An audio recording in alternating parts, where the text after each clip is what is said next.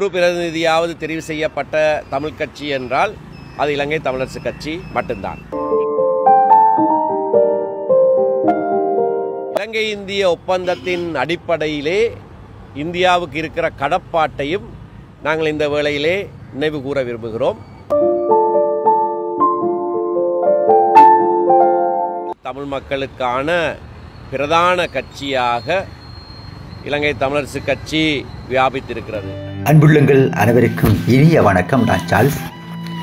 இலங்கை தமிழரசு கட்சி ஆரம்பிக்கப்பட்டு இன்று 75 ஆண்டுகள் பூர்த்தியாவதை முன்னிட்டு தமிழரசு கட்சி ஸ்தாபகர் தந்தை செல்வா அவர்களுக்கு இன்று யாழில் அஞ்சலி செலுத்தப்பட்டது.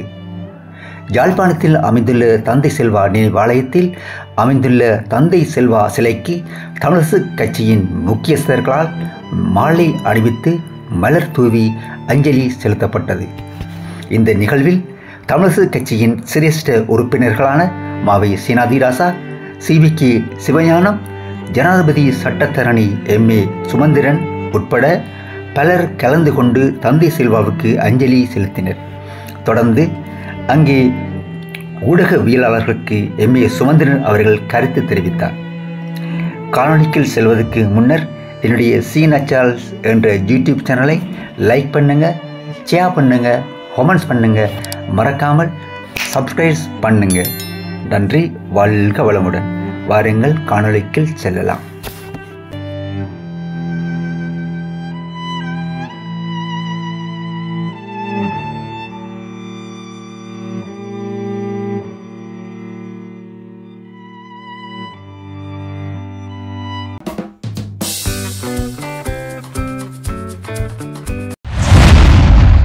டிசம்பர் 18ஆம் தேதி 2024, டிசம்பர் 18, 1949ஆம் ஆண்டு கொழும்பிலே மருதானையிலே இலங்கை தமிழரசு கட்சி உடைய முதலாவது கூட்டம் நடைபெற்றது என்பது எல்லாருக்கும் தெரியும். தந்தை செல்வா தலைமையிலே நடைபெற்ற அந்த கூட்டத்தில் ஏன் தனியாக ஒரு கட்சி ஆரம்பிக்கப்படுகிறது என்பதற்கான போதிய விளக்கங்களோடு அரசு எழுதுவிஞர் சங்க மண்டபத்திலே கட்சி உருவாக்கப்பட்டது, கட்சி ஆரம்பிக்கப்பட்டது. 75 வருடங்கள் பூர்த்தியாகிற இன்றைய தினம் நாங்கள் அவருடைய உருவச்சிலைக்கு யாழ்ப்பாணத்திலே மலர் மாலை அணிவித்து இந்த நாளை நினைவுபடுத்துகிறோம். அன்றிலிருந்து இன்று வரை இலங்கை வாழ் தமிழ் மக்களுக்கான பிரதான கட்சியாக இலங்கை தமிழரசு கட்சி வியாபித்திருக்கிறது. 49ஆம் ஆண்டு ஆரம்பிக்கப்பட்டு 51ஆம் ஆண்டு முதலாவது தேசிய மாநாடு திருவோணமலையிலே ஏப்ரல் மாதத்திலே நடைபெற்ற போது கட்சியினுடைய கொள்கை திட்ட தெளிவாக தீர்மானமாக நிறைவேற்றப்பட்டது. அதாவது தமிழ் மக்கள் செறிந்து வாழுகிற வடக்கு கிழக்கு மாகாணங்களிலே சமஷ்டி முறையிலான ஆட்சி ஒன்று ஏற்படுத்தப்பட வேண்டும் என்பதும், நாங்கள் ஒரு தேசமாக இந்த தீவிலே வாழுகிறோம், அதனாலே எங்களுக்கு சர்வதேச சட்டத்தின் அடிப்படையிலே சுய நிர்ணய உரிமை உண்டு, அதை ஊர்ஜிதம் செய்யும் வகையாகத்தான் ஆட்சி முறை மாற்றப்பட்டு சமஷ்டி முறையிலான ஆட்சி முறை இலங்கையிலே செய்யப்பட வேண்டும் என்று எங்களுடைய முதலாவது தேசிய மாநாட்டிலே கூறப்பட்டது. 1949ஆம் ஆண்டு பிரஜா உரிமைகள் சட்டம் நிறைவேற்றப்பட்ட போதும், அதைத் தொடர்ந்து இந்திய பாகிஸ்தானிய பிரஜா உரிமை சட்டம் நிறைவேற்றப்பட்ட போதும் பல லட்சக்கணக்கான மலையக தமிழ் மக்களுடைய வாக்குரிமை இல்லாமல் போனது. வாக்குரிமை என்று சொல்லுவதை விட அவர்களுடைய பிரஜா உரிமை இல்லாமல் போனது. அவர்கள் நாடற்றவர்களாக ஆக்கப்பட்டார்கள்.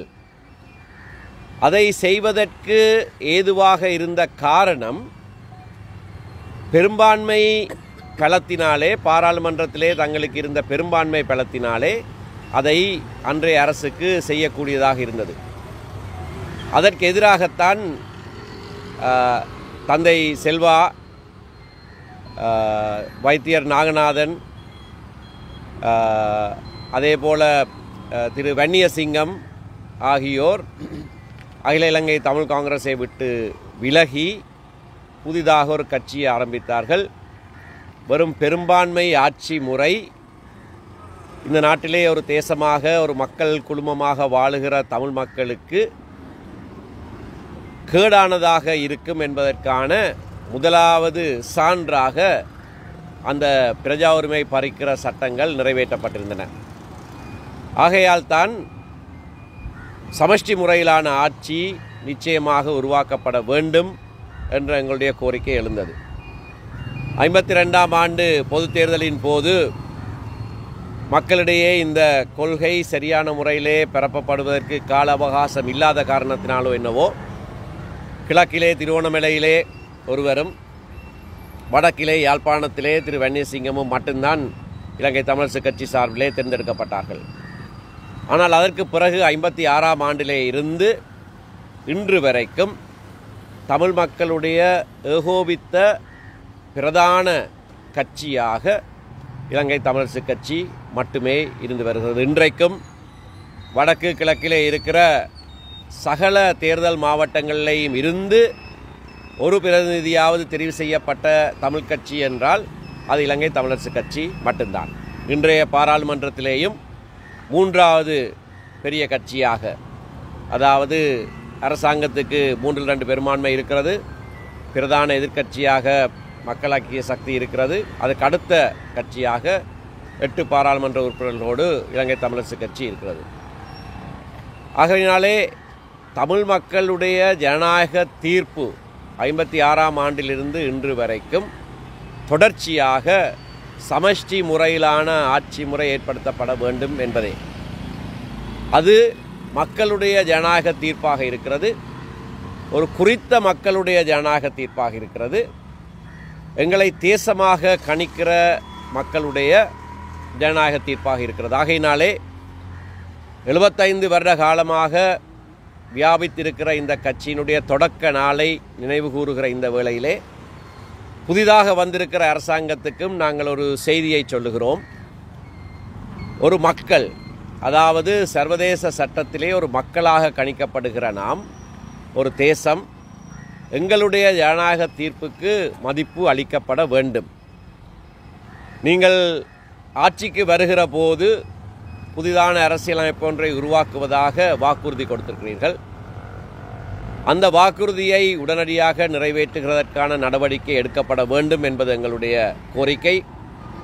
அதை செய்கிற போது இத்தனை நீண்ட காலமாக ஒருவித சலனமும் இல்லாமல் தொடர்ச்சியாக சமஷ்டி ஆட்சி முறைக்கு எங்களுடைய ஆட்சி முறை மாற்றப்பட வேண்டும் என்று வடக்கு கிழக்கு தமிழ் மக்கள் சொல்லிக்கொண்டிருக்கிற இந்த ஜனநாயக தீர்ப்பை மதித்து அந்த ஆட்சி முறை மாற்றம் புதிய அரசியலமைப்பிலே ஏற்படுத்தப்பட வேண்டும் என்பதை ஆட்சியாளர்களுக்கு இந்த நாளிலே நாங்கள் நினைவுபடுத்த விரும்புகிறோம். ஜனாதிபதி அனுரகுமார திசாநாயக்க இந்தியாவுக்கு செய்த விஜயத்திலே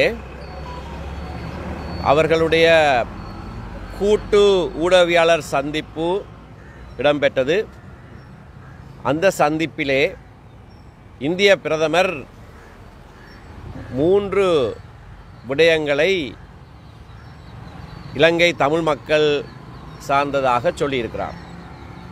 முதலாவது, இலங்கை அரசியல் அமைப்பை முற்றுமுழுதாக அமுல்படுத்த வேண்டும் என்பது.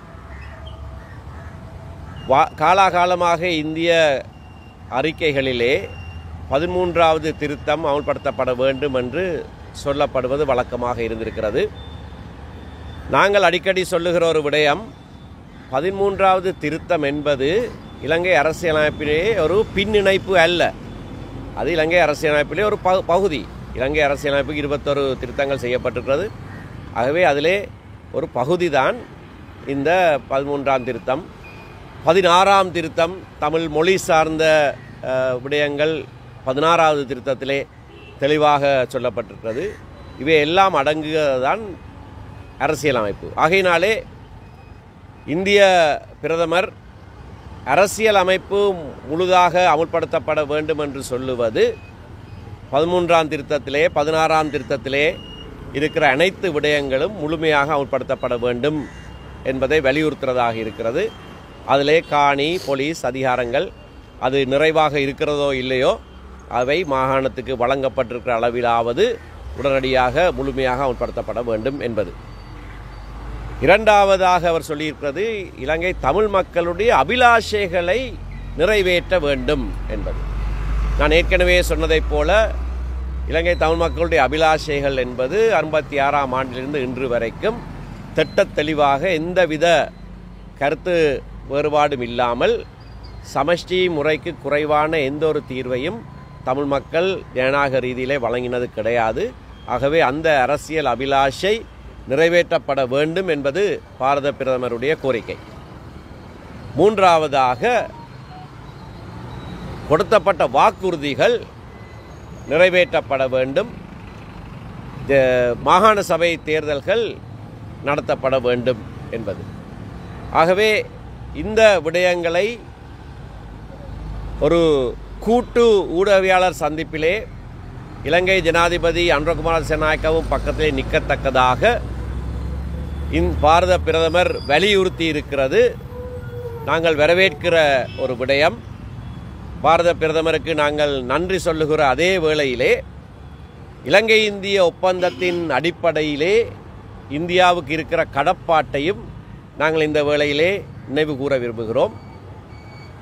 இந்திய இலங்கை ஒப்பந்தத்தை முழுமையாக நடைமுறைப்படுத்த வேண்டிய பொறுப்பு இலங்கை அரசாங்கத்துக்கு இருக்கிற அதே வேளையிலே அதை நிறைவேற்ற பண்ணுகிற எல்லா விதமான ராஜதந்திர நகர்வுகளையும் இந்திய அரசாங்கம் தொடர்ச்சியாக மேற்கொள்ளும் என்றும் நாங்கள் நம்புகிறோம்.